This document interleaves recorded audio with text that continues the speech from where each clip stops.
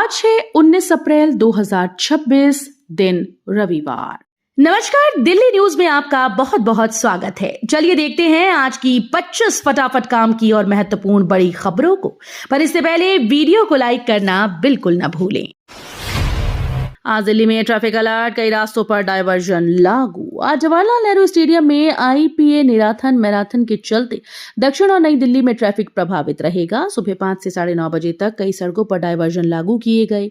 Police के मुताबिक Mehr Chand market और कोटला इलाके में भारी वाहनों का रूट बदला जाएगा। अरविंदो मार्ग और डिफेंस कॉलोनी की ओर ट्रैफिक मोड़ा जाएगा। लोगों को सलाह दी गई कि घर से निकलने से पहले ट्रैफिक एडवाइजरी जरूर चेक कर लें। PWD की बड़ी योजना, 3 जगह बनेंगे नए नाले। दिल्ली में जलभराव की समस्या से राहत देने के लिए PWD ने बड़ा कदम उठाया। MB रोड, तिमारपुर रोड और अजमेरी गेट सीता रोड पर नए नाले बनाए जाएंगे। करीब 165 करोड़ रुपए की लागत से बनने वाली इस परियोजना में पहले से बने ढांचे का इस्तेमाल किया जाएगा, जिससे काम तेजी से पूरा होगा। अधिकारियों के मुताबिक 1 महीने के भीतर निर्माण शुरू हो जाएगा। इस योजना के लागू होने से खासकर मानसून में जलभराव की समस्या काफी हद तक कम होने की उम्मीद है। दिल्ली मेट्रो फेज 4 तेज, RK आश्रम इंटरचेंज से बढ़ेगी कनेक्टिविटी। दिल्ली मेट्रो फेज 4 के तहत निर्माण कार्यों ने रफ्तार पकड़ ली है। मुख्यमंत्री रेखा गुप्ता ने RK आश्रम मार्ग मेट्रो स्टेशन का निरीक्षण कर अधिकारियों को तय समय सीमा में काम पूरा करने और गुणवत्ता बनाए रखने के निर्देश दिए। ये स्टेशन ब्लू और मजेंटा लाइन को जोड़ने वाला महत्वपूर्ण इंटरचेंज होगा, जिससे यात्रियों की यात्रा और भी आसान बनेगी। जनकपुरी पश्चिम से RK आश्रम मार्ग तक मजेंटा लाइन का ये हिस्सा इसी साल शुरू होने की संभावना है। महिला आरक्षण पर घमासान, राहुल गांधी के खिलाफ सड़कों पर उतरी बीजेपी। महिला आरक्षण मुद्दे पर राजनीति गर्मा गई है। भारतीय जनता पार्टी महिला मोर्चा ने राहुल गांधी के आवास के बाहर जोरदार प्रदर्शन किया। बड़ी संख्या में जुटी कार्यकर्ताओं ने कांग्रेस और विपक्ष के खिलाफ नारेबाजी की। इस दौरान कई वरिष्ठ नेता भी मौजूद रहे। भाजपा नेताओं का आरोप है कि विपक्ष ने महिला आरक्षण विधेयक को आगे बढ़ने से रोका, जबकि कांग्रेस ने इन आरोपों को खारिज किया। इस मुद्दे पर अब सियासी बहस और तेज होने की संभावना है। दिल्ली में बारिश से राहत, फिर बढ़ेगी गर्मी और हीट का असर। दिल्ली में हालिया आंधी और हल्की बारिश के बाद लोगों को गर्मी से कुछ राहत जरूर मिली, लेकिन दिन में तेज धूप अब भी परेशान कर रही है। मौसम विभाग के मुताबिक अगले 3 दिनों तक तापमान नियंत्रित रहेगा। हालांकि इसके बाद फिर से 42 डिग्री तक पहुंचने की संभावना है। आने वाले 6 से 7 दिनों में भीषण गर्मी का दौर शुरू हो सकता है, जिसमें तापमान 40 डिग्री से ऊपर बना रहेगा। साथ ही बढ़ता प्रदूषण स्तर भी चिंता का विषय है, जिससे लोगों को दोहरी मार झेलनी पड़ सकती है। सरकार ने स्मार्टफोन में आधार ऐप प्री इंस्टॉल करने का प्रस्ताव वापस लिया। केंद्र सरकार ने स्मार्टफोन में आधार ऐप को अनिवार्य रूप से प्री इंस्टॉल करने का प्रस्ताव वापस ले लिया है। Unique identification authority of India के मुताबिक IT मंत्रालय ने उद्योग जगत से चर्चा के बाद ये फैसला किया। एप्पल और सैमसंग जैसी कंपनीज ने सुरक्षा और डेटा प्राइवेसी को लेकर चिंता जताई थी। विशेषज्ञों का मानना है कि इस फैसले से यूजर्स की सुरक्षा और कंपनीज की स्वतंत्रता दोनों को राहत मिलेगी। सोनिया गांधी वोटर लिस्ट विवाद में कोर्ट ने लिखित दलीलें मांगी, अगली सुनवाई 16 मई। सोनिया गांधी से जुड़े वोटर लिस्ट विवाद में राउज एवेन्यू कोर्ट में सुनवाई हुई। अदालत ने दोनों पक्षों को 1 सप्ताह के भीतर अपनी लिखित दलीलें दाखिल करने का निर्देश दिया। शिकायतकर्ता ने दावा किया कि नागरिकता मिलने से पहले ही उनका नाम मतदाता सूची में शामिल किया गया था, जो जांच का विषय है। वहीं बचाव पक्ष ने आरोपों को राजनीतिक और निराधार बताया। अब इस मामले की अगली सुनवाई 16 मई को होगी, जहां आगे की कानूनी प्रक्रिया तय होगी। दिल्ली सरकार का बड़ा सर्वे शुरू, उद्योग और रोजगार की स्थिति का होगा आकलन। दिल्ली सरकार ने राजधानी में उद्योगों की स्थिति समझने के लिए बड़े स्तर पर सर्वे शुरू किया। वार्षिक औद्योगिक सर्वेक्षण 2024-25 के तहत सभी औद्योगिक इकाइयों और फैक्ट्री से डेटा जुटाया जाएगा। इस सर्वे का उद्देश्य मैन्युफैक्चरिंग सेक्टर की विकास दर, इंफ्रास्ट्रक्चर और रोजगार की स्थिति का आकलन करना है। अप्रैल से सितंबर 2026 तक चलने वाले सर्वे के आधार पर सरकार नई औद्योगिक नीतियां तैयार करेगी, जिससे निवेश बढ़े और रोजगार के नए अवसर पैदा हों। ट्रैफिक चालान समेत कई मामलों का मौके पर होगा निपटारा। दिल्ली में 9 मई को राष्ट्रीय लोक अदालत का आयोजन किया जाएगा, जहां ट्रैफिक चालान समेत कई मामलों का निपटारा किया जाएगा।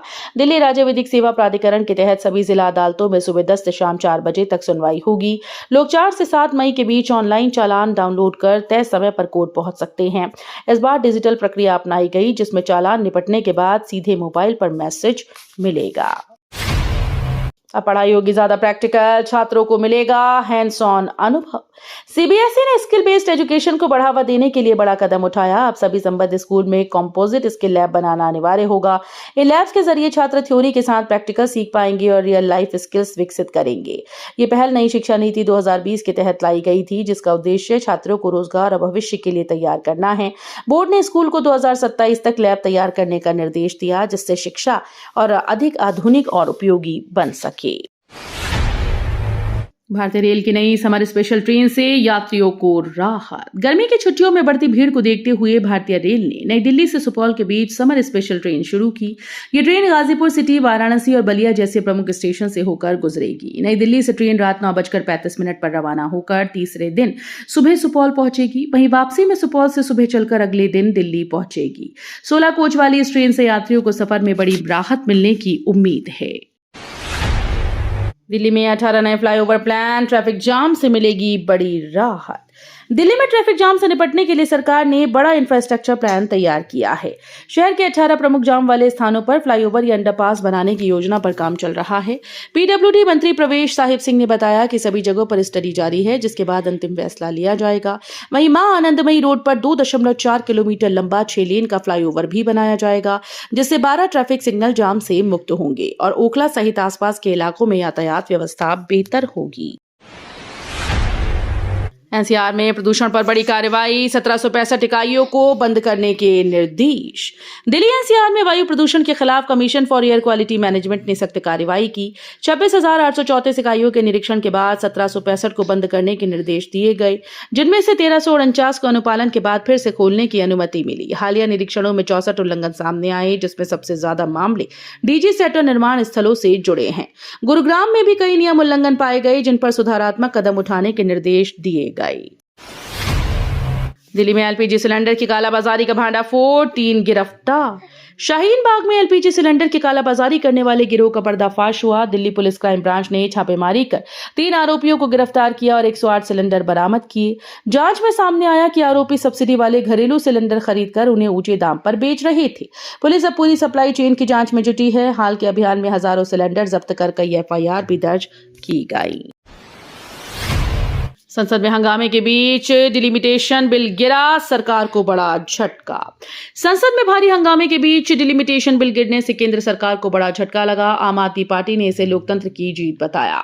संजय सिंह ने आरोप लगाया कि सरकार उत्तर दक्षिण विवाद भड़काना चाहती है, जिसे विपक्ष ने नाकाम कर दिया।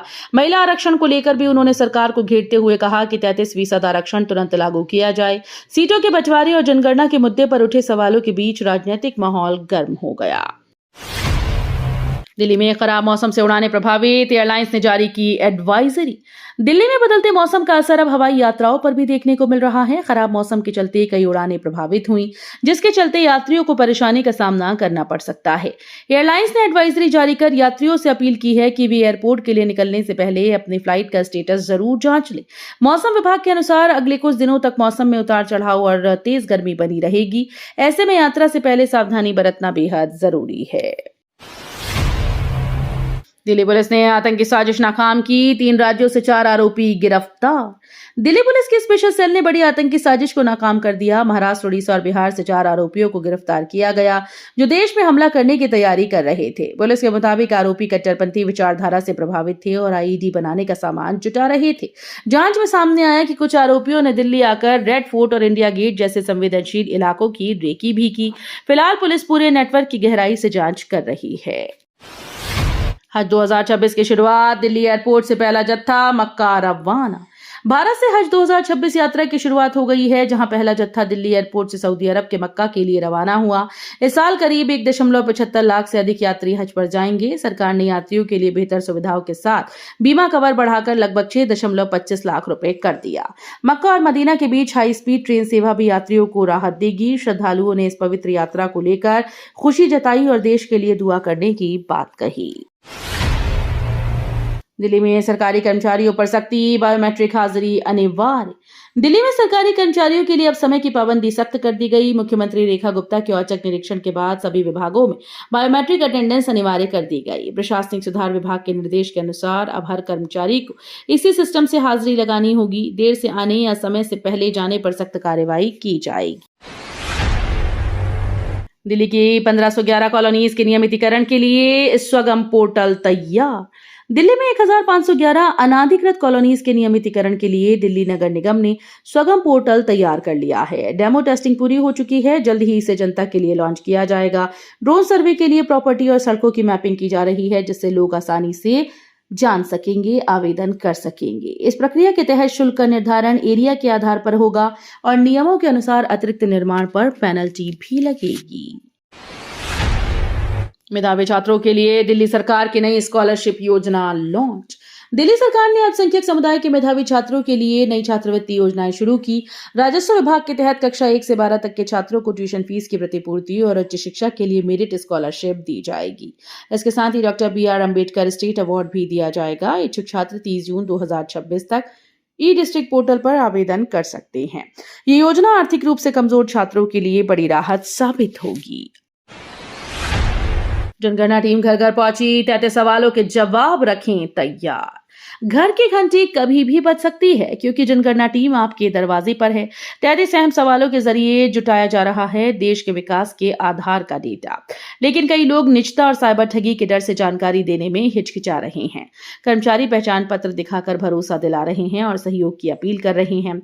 आपकी सही जानकारी ही बनेगी बेहतर योजनाओं की नींव, इसलिए जनगणना में भागीदारी बेहद जरूरी है। कौशल राज शर्मा को नई जिम्मेदारी, दिल्ली जल बोर्ड CEO पद से ट्रांसफर। दिल्ली में बड़ा प्रशासनिक बदलाव हुआ। दिल्ली जल बोर्ड के CEO रहे कौशल राज शर्मा को अब उपराज्यपाल का सचिव नियुक्त किया गया। तेज तर्रार और प्रभावशाली कार्यशैली के लिए पहचाने जाने वाले कौशल शर्मा को प्रधानमंत्री का भरोसेमंद अफसर माना जाता है। यूपी से लेकर दिल्ली तक उन्होंने कई अहम जिम्मेदारियां संभाली। वाराणसी, प्रयागराज और कानपुर जैसे जिलों में जिलाधिकारी रहने के बाद अब उन्हें नई भूमिका मिली है। नंदनगरी में आकाशीय बिजली गिरने से घर में लगी भीषण आग। उत्तर पूर्वी दिल्ली के नंदनगरी इलाके में आकाशीय बिजली गिरने से एक घर में भीषण आग लग गई। तेज धमाके के साथ गिरी बिजली से पूरे इलाके में अफरा तफरी मच गई और लोग घरों से बाहर निकल आए।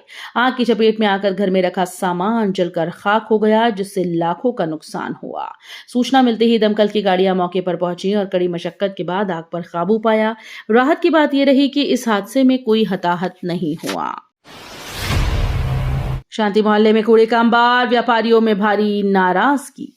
दिल्ली के शांति मोहल्ला की हालत बद से बदतर होती जा रही है। एशिया के बड़े कपड़ा बाजार गांधीनगर के पास स्थित इस इलाके में हर तरफ कूड़े के ढेर लगे हुए हैं। कई दिनों तक कचरा न उठने से बदबू और मच्छरों का प्रकोप बढ़ गया, जिससे डेंगू और मलेरिया का खतरा मंडरा रहा है। व्यापारी और स्थानीय लोग प्रशासन से नाराज हैं। उनका कहना है कि सफाई व्यवस्था पूरी तरह से फेल हो चुकी है। अगर जल्दी सुधार न हुआ तो ये समस्या बड़े स्वास्थ्य और आर्थिक संकट में बदल सकती है। तो ये थी आज की बड़ी खबरें। रोजाना ऐसे ही सबसे पहले अपडेट पाने के लिए चैनल को सब्सक्राइब करना बिल्कुल न भूलें। धन्यवाद।